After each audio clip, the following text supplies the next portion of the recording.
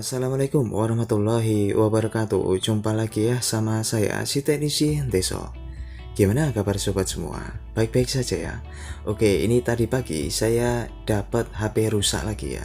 Datang seorang bapak-bapak separuh baya, itu membawa HP rusaknya ke counter saya ya, dan menawarkan HP ini di angka 250.000 ya. Nah, saya kan kaget. Wah pak, ini kan HP-nya rusak, saya tidak berani beli sesuai permintaan. Lalu saya tawar di angka 150.000, sehingga deal di harga itu ya. Oke, ini saya coba cas, dan kebetulan saya lihat juga ini casnya Type C ya. Jadi di cas tidak ada respon sekali. Setelah saya tanyakan sama yang punya, ini kurang lebih setengah tahun ya kondisi sudah rusak. Penyebabnya juga tidak paham karena ini diberi anaknya dari Jakarta ya.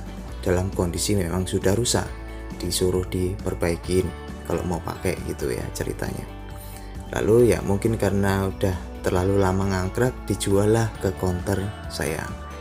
Nah, ini sebetulnya imbas dari banner ya yang ada di counter saya, yang saya sertakan tulisan menerima HP rusak atau membeli HP rusak.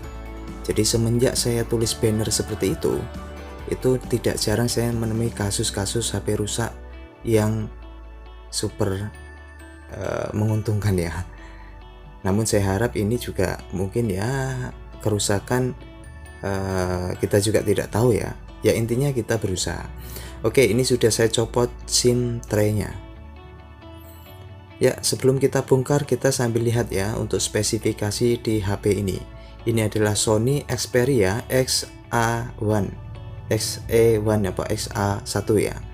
Dan ini size untuk LCD hanya 5 in, untuk memori RAM-nya 3 GB, internal 32 GB ya. Baterainya 2300 mAh, serta kamera itu 23 megapiksel ya. Jelas ini Sony ya. Oke, yang kepo harganya ini saya sertakan ya. Jadi harganya itu masih 2.800.000 ya. Kalau di toko online 1,5 ini saya tidak tahu patokannya, yang penting saya ambil artikel ya. Ya, ini sudah saya buka untuk back cover bagian belakang. Setelah saya lihat itu ya masih semua dalam keadaan rapi ya. Jadi kemungkinan ini memang dari usernya, dari penggunanya rusak dari dulu ya.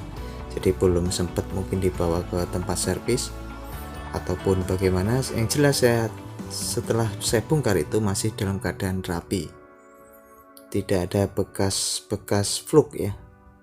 Oke, saya akan buka bagian baterai dulu ya.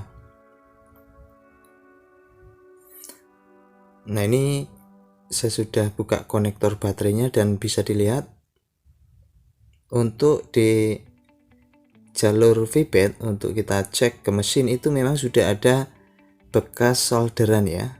Mungkin dulu pernah diservis ya.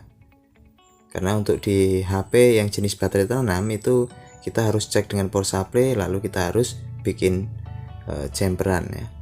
Oke, pertama saya akan cek dulu baterai ini kondisinya seperti apa, apakah masih punya nilai tegangan baterai. Setelah saya cek berulang-ulang,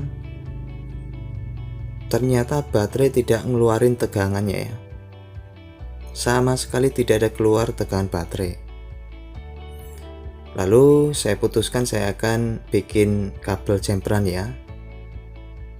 Nah, ini saya bikin di titik test pointnya atau di jalur VBAT nya, supaya kita bisa cek ya bagaimana konsumsi arusnya untuk di mesin, apakah mesin kondisi konslet atau tidak. Nah, ini saya sudah di depan power supply ya. Saya sambungkan kabel positif, lalu kabel negatifnya ya. Negatif sembarang, tempel ke kaleng juga bisa ya. Lalu saya tekan tombol power dan kita bisa lihat di pergerakan jarum ampere. Dia naik lalu turun. Kalau di Sony ini kategori normal ya. Jadi untuk beberapa Android itu pembacaan di power supply itu berbeda ya. Ada yang langsung dia respon nyala, ada yang langsung tidak nyala. Kalau di Sony itu kategori normal, itu ngangkat lalu turun. Oke, saya putuskan ini mesin kayaknya normal ya jika dilihat di konsumsi ampernya.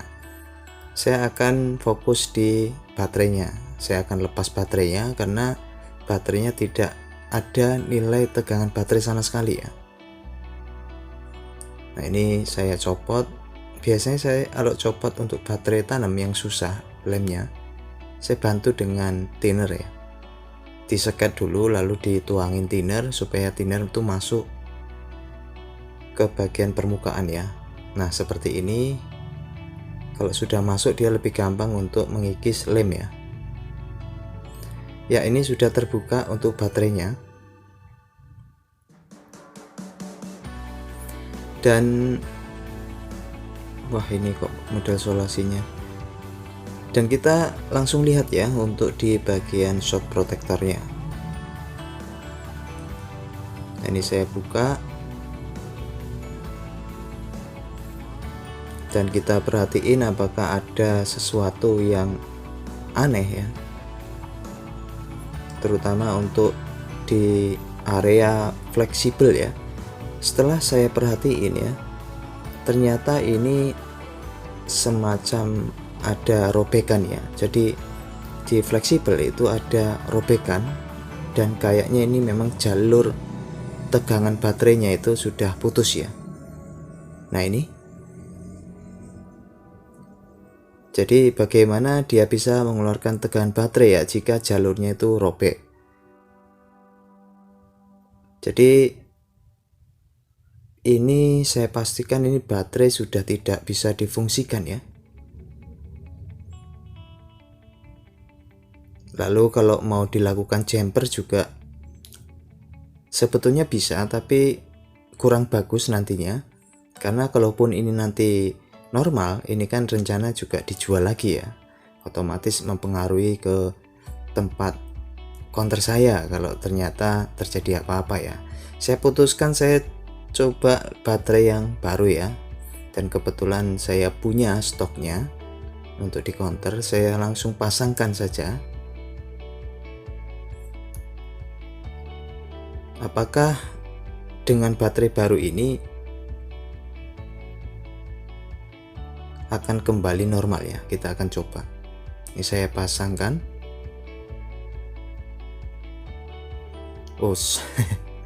Ucul guys. Nah, dipaskan dulu ya.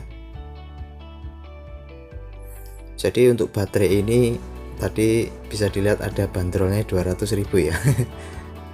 Saya jual ya, memang modalnya sudah mahal ya. Ya, ternyata dia nyala ya. Alhamdulillah dia nyala ya. Namun tidak tahu ini secara fisik juga ada retakan di tengah ya, apakah sentuhnya bisa? Oh, ada bapaknya yang punya. Ya, bisa ya. Sentuhnya bisa. Oke lah, sentuhnya bisa. Kita matiin dulu dan dirapikan ya. Dan alhamdulillah ini ternyata kerusakan hanya di baterai ya.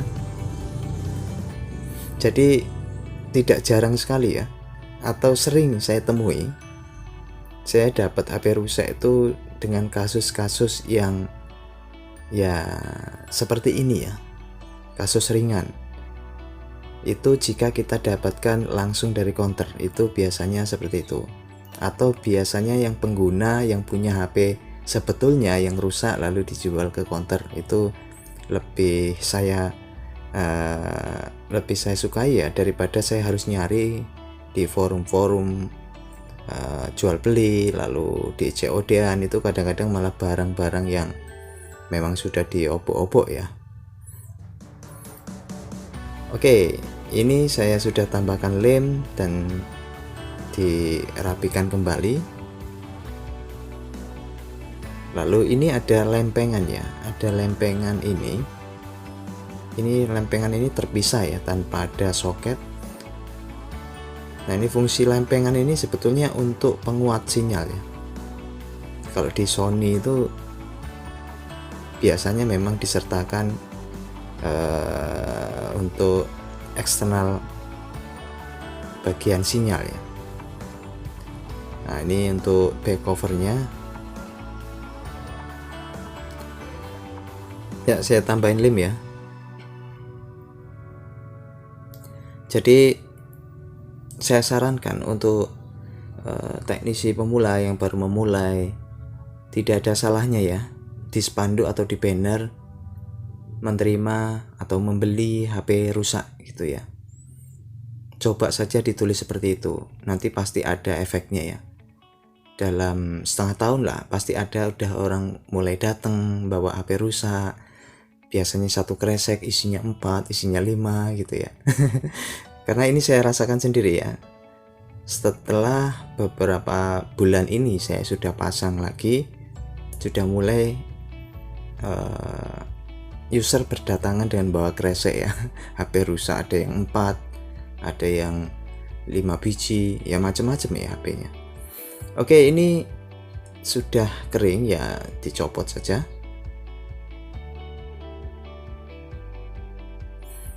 Ya, sebetulnya untuk back cover itu sudah ada pengaitnya ya. Kita tambahin lem itu hanya untuk supaya presisi saja. Oke, ini saya bersihkan ya supaya lebih menarik.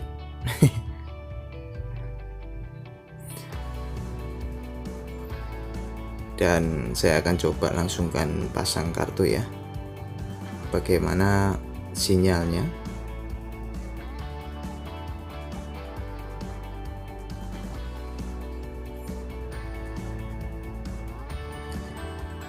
Ya, lalu saya pasangkan ya. Oke, saya nyalakan. Dan kita tunggu apakah dia bisa baca kartu SIM beserta sinyalnya itu muncul atau tidak ya. Ya, ini Xperia ini dirilis tahun 2017 ya. Ya, belum begitu lama lah, masih sekitar 3 tahunan. Oke, sekilas kita bisa lihat ya, tadi ada Telkomsel, berarti ini sinyal bagus, pembacaan sinyalnya. Lalu untuk touchscreen ya berfungsi semua. Ya 150 ya dapat beginian. Oke, wow. Untuk kamera ya, kamera menurut saya tidak bisa diremehkan ya untuk di Sony. Ini kamera untuk kamera depan ini. Lalu untuk kamera belakang, mantep lah, kameranya mantep ini. Jadi berbeda ya, kamera berapa megapiksel antara Sony dengan Android yang lain itu berbeda. Wah, ini saya zoom aja masih kelihatan sekali tulisan. Oke, kamera sih masih ya mempesona ya. Lalu saya terakhir coba kita cas ya. Wah, ini yang tidak mempesona ini. Ternyata tidak mau ngecas ya. Ya oke lah, untuk selanjutnya saya akan bahas ya. Sementara ini dulu dan semoga bisa dijadikan manfaat ya, dan terima kasih atas supportnya. Tetap semangat, sampai jumpa. Assalamualaikum warahmatullahi wabarakatuh.